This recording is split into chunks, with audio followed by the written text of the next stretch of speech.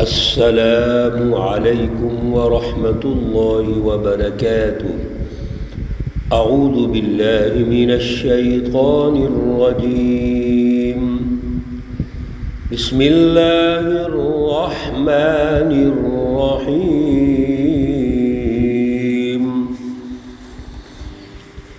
ألم تر أن الله يسبح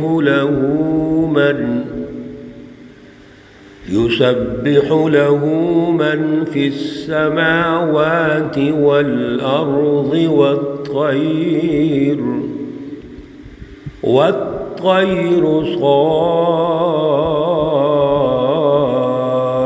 صافات،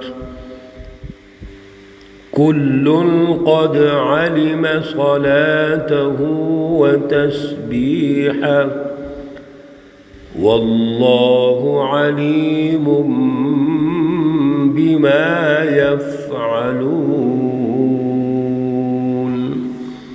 صدق الله العلي العظيم۔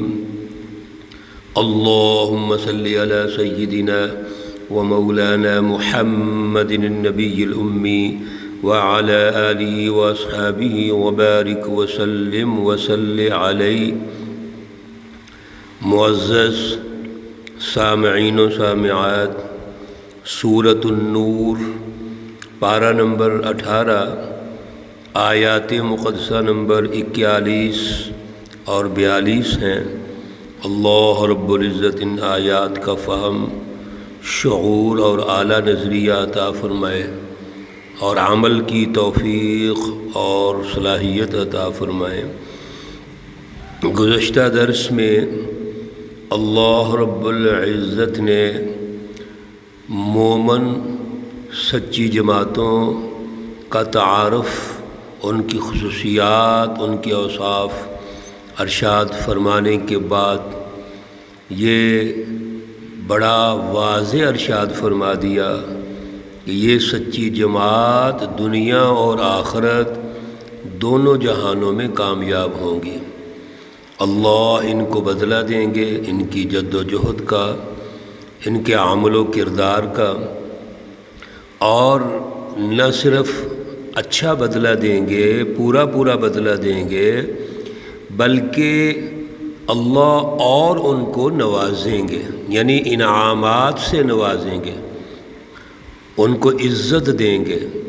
اللہ دنیا میں ان کو خوشحالی کی شکل میں، امامت اور قیادت کی شکل میں، جدید سائنس اور ایجادات کے لیڈر ہونے کی شکل میں، ٹیکنالوجی اور جدید ایجادات ان کے قدموں میں ہوں گی، وہ آگے بڑھیں گے، ترقی کریں گے، عدل کا نظام قائم کرنے کے بعد انسانی حقوق کی پاسداری کریں گے اور اللہ کی رٹ کو قائم کریں گے، تو اللہ رب العزت جنت کا معاشرہ دنیا کے اندر بنا دیں گے، اور جب دنیا سے جائیں گے تو اللہ ان کا استقبال کریں گے۔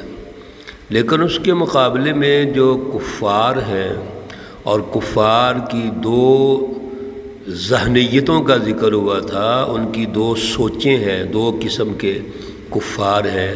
اللہ نے مثالیں دے کر یہ ارشاد فرمایا کہ یہ دونوں نقصان میں ہوں گے، گھاٹے میں ہوں گے، اور ان کو کبھی بھی نور یعنی ہدایت، روشنی نصیب نہیں ہوگی۔ دنیا میں بھی تباہ و برباد ہوں گے، آخرت میں بھی ہوں گے۔ بعض اوقات دنیا میں ہم کفار اور ظالموں کا غلبہ جب دیکھتے ہیں تو ہم مسلمان، چونکہ ہمارا ایمان اپنا کمزور ہے، اعلیٰ نظریہ نہیں ہوتا، تاریخ کا ہمیں مطالعہ نہیں ہوتا، قرآنی سچی تاریخ اور انبیاء کی تاریخ کا ہمیں بالکل تعارف نہیں ہوتا، ہم یہ سمجھ رہے ہوتے ہیں کہ یہ دنیا کی کامیابیاں، خوشحالی، امن اور اسی طرح سائنس کی ترقی، ایجادات، یہ شاید کفار کے حصے میں ہیں۔ ایسی بات نہیں ہے، اصل میں دنیا میں بھی یہ کفار ذلیل ہوں گے۔ فرق صرف اتنا ہے کہ کہ جو دنیا میں کوشش کرتے ہیں جس سطح کی بھی کریں، اللہ ان کو دنیا کی نعمتیں ضرور دیتے ہیں، وہ مسلمان ہو یا کافر ہو۔ لیکن اگر مسلمان محنت کرے گا، اللہ کی سچی جماعت جد و جہد کرے گی، وہ تو سوسائٹی کے قائدین ہوتے ہیں، لیڈر ہوتے ہیں، انہوں نے تو آگے بڑھنا ہے۔ اس لیے یہ فرق ہے، یاد رکھیے۔ آج اللہ رب العزت نے پھر الارم کیا ہے، توجہ دلائی ہے، بڑے خوبصورت انداز میں اللہ ہماری تربیت کرتے ہیں۔ میرے عزیزوں، ان دروس کے ذریعے سے تربیت حاصل کرو، غور و فکر کرتے رہو۔ اللہ فرماتے ہیں الم تر ان اللہ، کیا آپ نے دیکھا نہیں ہے کہ بے شک اللہ رب العزت یسبح لہ، اسی کے لیے تسبیح ہو رہی ہے، یاد کرتے ہیں۔ کیا کون یاد کرتا ہے؟ من فی السماوات والارض، جو کچھ آسمانوں میں ہے اور زمین میں ہے، والطیر صافات، اور پرندے پر کھولے ہوئے وہ فضا میں اللہ کی تسبیح کر رہے ہیں۔ آسمان اور زمینوں میں جو کچھ ہے، اور پھر پرندے جو فضاؤں میں اڑ رہے ہیں، یہ سب اللہ کی تسبیح کر رہے ہیں، اللہ رب العزت کی تقدیس بیان کر رہے ہیں، اللہ کی اطاعت کر رہے ہیں۔ ان کا طریقہ کار کیا ہے؟ کلٌ، ہر ایک، قد علم، اس نے جان لیا ہے، اس کو پتہ ہے، معلوم ہے، صلاتہ، اپنی جو بندگی کا طریقہ ہے، وتسبیح، اور یاد کرنے کا طریقہ، واللہ علیم، اور اللہ رب العزت جاننے والے ہیں، بما یفعلون، جو کچھ وہ کرتے ہیں۔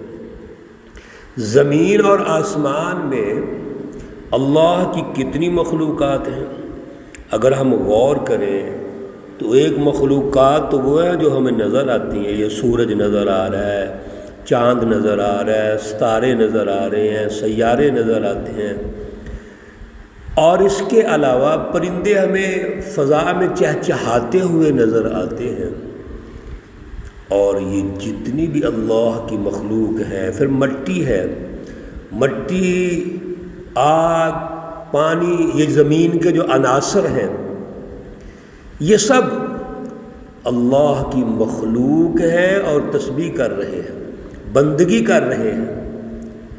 اور اصل میں بندگی یہی ہوتی ہے کہ جو جس کی ڈیوٹی ہے وہ اپنی ڈیوٹی سر انجام دے رہے ہیں۔ سب کو اللہ نے پیدا کیا، اور سب چیزیں اللہ رب العزت کی طرف سے جو اس کو ذمہ داری دی گئی ہے وہ اس کو پورا کر رہے ہیں۔ کوئی ایک لمحے کے لیے بھی ان میں غفلت نہیں ہے۔ میرے عزیزو، اللہ کی اس کائنات پر جب ریسرچ کرتے ہیں تو ہر چیز اللہ کی فٹ چل رہی ہے، سورج طلوع ہونے سے لے کے غروب ہونے تک، رات کا آنا، اور اس کے ساتھ ساتھ دیگر مخلوقات جتنی بھی ہیں وہ اپنا اپنا کام بر وقت سر انجام دے رہے ہیں۔ اگر کبھی غفلت ہوتی ہے تو اس انسان سے ہوتی ہے، جس انسان نے ان چیزوں پر غور کر کے، یہ انسان ان چیزوں کا مرکز ہے، لیڈر ہے، اس انسان نے یہ غور کرنا تھا کہ یہ سب چیزیں اللہ رب العزت کی طرف سے عطا کردہ ذمہ داریاں پوری کر رہی ہیں، تو ہم کیا کر رہے ہیں؟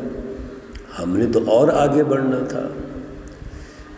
فرق صرف یہ ہے کہ یہ جو کچھ اپنی بندگی کر رہے ہیں، ذکر کر رہے ہیں، اللہ جانتے ہیں، ہمیں شعور نہیں ہے، اللہ جانتے ہیں۔ اب ہماری ڈیوٹی کیا ہے؟ ہم زبان سے بھی اللہ کا ذکر کریں اور عمل و کردار سے بھی اللہ کا ذکر کریں۔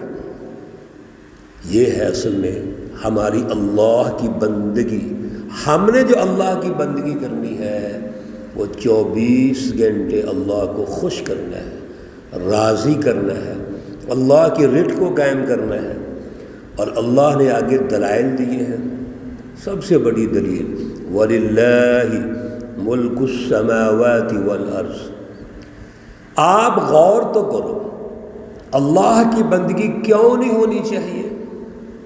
وہ اللہ جو آسمانوں اور زمینوں کا مالک ہے، اسی کی حکومت ہے، اسی کے اختیارات ہیں، تو پھر اس اللہ کی بندگی کیوں نہ ہو؟ وَلِلَّهِ، اور اللہ ہی کے لیے ہے، ملک السماوات والارض، آسمانوں اور زمینوں کی بادشاہت، اختیارات، حکومت، اقتدار، رٹ اللہ کی ہے۔